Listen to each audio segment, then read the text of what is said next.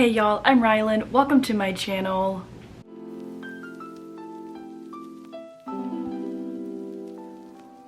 I am here today filming a video that I have not filmed in years, and it is my goal throughout 2025 to film monthly TBRs, and we're kicking it off strong with January 2025, picking out my TBR for the first month of the new year.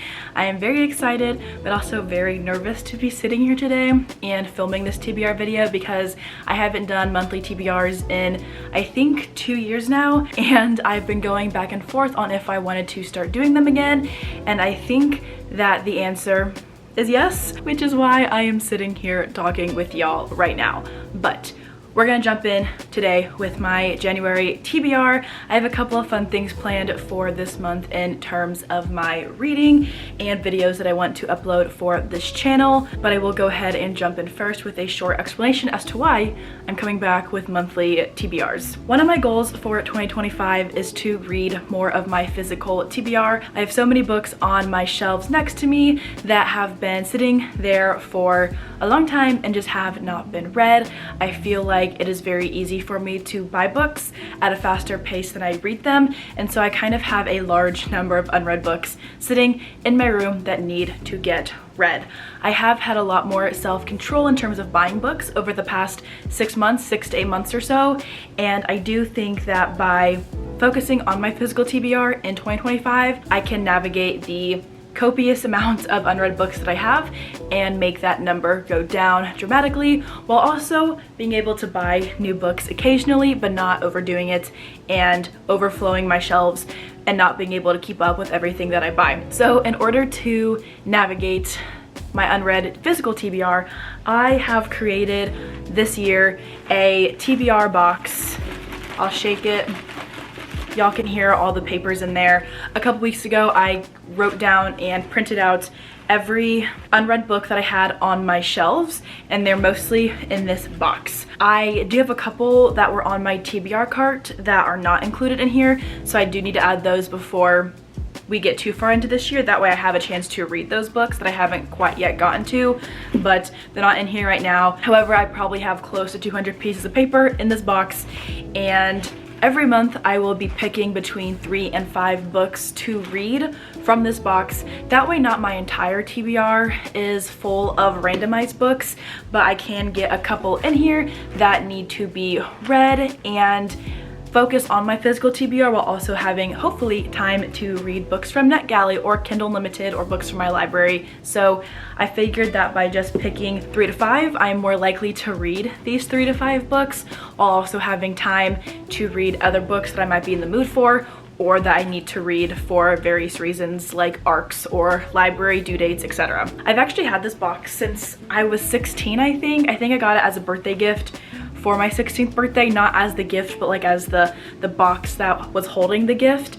And I've somehow kept it through various moves and through 3 years of college and a bunch of grad school and moves to different cities and different states, and it looks so cute still, and I'm excited to be using it for all of my physical unread books. So we're jumping in today. We're going to be picking between 3 and 5 books from this box depending on their length. If I pick out 3 really long books, I'm just going to read 3 books from this box in the month of January. But if I pick out 3 pretty short books, I might go ahead and pick 1 or 2 more. That way I can focus on my physical unread TBR. I will also have a couple of other books that I mentioned after picking out my first 3 to 5 books from the box. These are books that I just picked out and I want to read, also unread sitting on my shelves, but I might also be picking books from NetGalley or KU to mention in this video and in all my TBR videos as well. But I do want to be able to have some flexibility to read what I'm in the mood for while also focusing on getting my TBR down. So it's going to be a fun time, I think. I'm a little bit nervous about this box, but it should be fun. So I do have several shelves in my room. There will be some movement most likely as I pull books out of this box and need to go find them. I might show y'all me like pulling them off my shelf. I might not, I don't know. We'll see how easy it is to navigate tripods and things that I have in my room right now as I'm packing up for Christmas and going home for a couple of days. But I do have my box right here, and it is go time. And after I pick my first couple books from this box, I'll show y'all the last 3 books that I did put on my official January TBR for 2025, but hopefully I will also have some space and time to do a couple of mood reads as well. So I don't have a super comprehensive list of what I plan to read in January, but I do have a good starting point and books that I desperately need to get to or want to get to with some other books that I've pulled off my shelf for my January TBR. That was a very long-winded explanation, but hopefully I don't do that every single month. But it's okay, it's fine. We're gonna go ahead and jump in with pulling out my first book from this box. I am very nervous.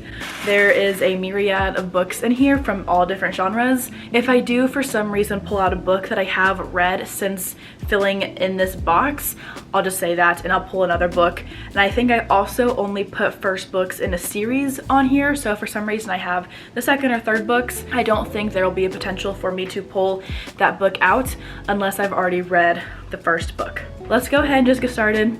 I'm gonna be a little bit dramatic and ruffle the paper around a little bit, and we'll see what our first mystery book for January of 2025 is going to be. I'm so nervous. I don't like I don't like this, but also like I'm really excited about it. So, okay, I have my first paper and I'm a little bit nervous. Okay.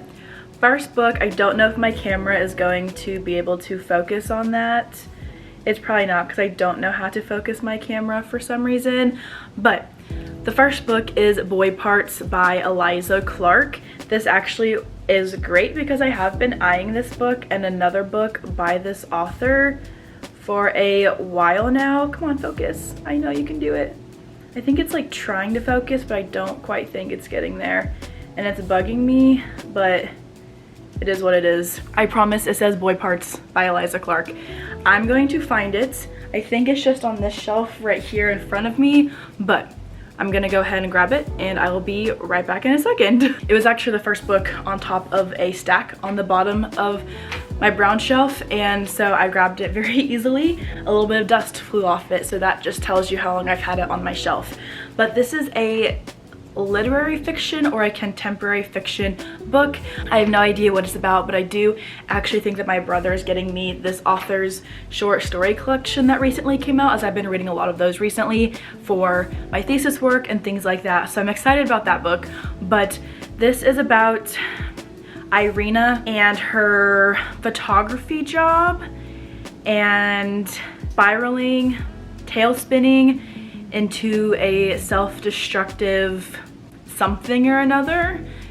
And yeah, that is a really bad explanation that I have for you, but I don't love reading the backs of my books before diving into them. I mostly purchased this book because of the things that I've been hearing about it, and that's all I've got. That's all I'm gonna say about it, because I don't want to really read and dive into the back of the book because I do prefer going into my books blind, and that was a very boring explanation or synopsis of this book, or not a specific one in any capacity. But I am excited about this one. I have a feeling it's going to be dark and maybe one that I want to tab, but this is a first good book to pull off because 1, it's not too long, 2, it's one that I'm still very much interested in reading, and 3, I've heard great things about this author, and it's a little bit out of my normal genre zone, but I do think that it's still one that I'll really enjoy. So book number 1 for January is Boy Parts by Eliza Clark. We'll go ahead and draw my second book now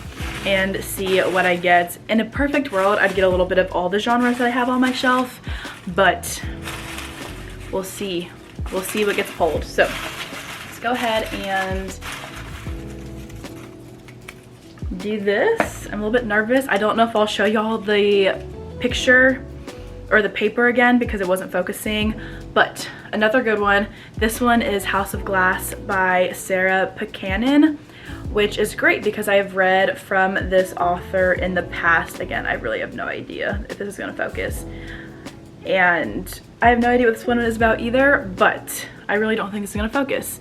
but that's okay, it's fine, we're here. It says House of Glass by Sarah Buchanan, and I'm gonna grab that one as well. It was actually right in front of me, so very easy to grab. I have read this author's other solo book that was published last year, and I didn't like it very much, but hopefully this one is better. I have it from Book of the Month, and will thankfully be able to get a badge or a point toward a badge on the app since this book came out in 2024, and hopefully I will like it. I'm not even gonna open up the book.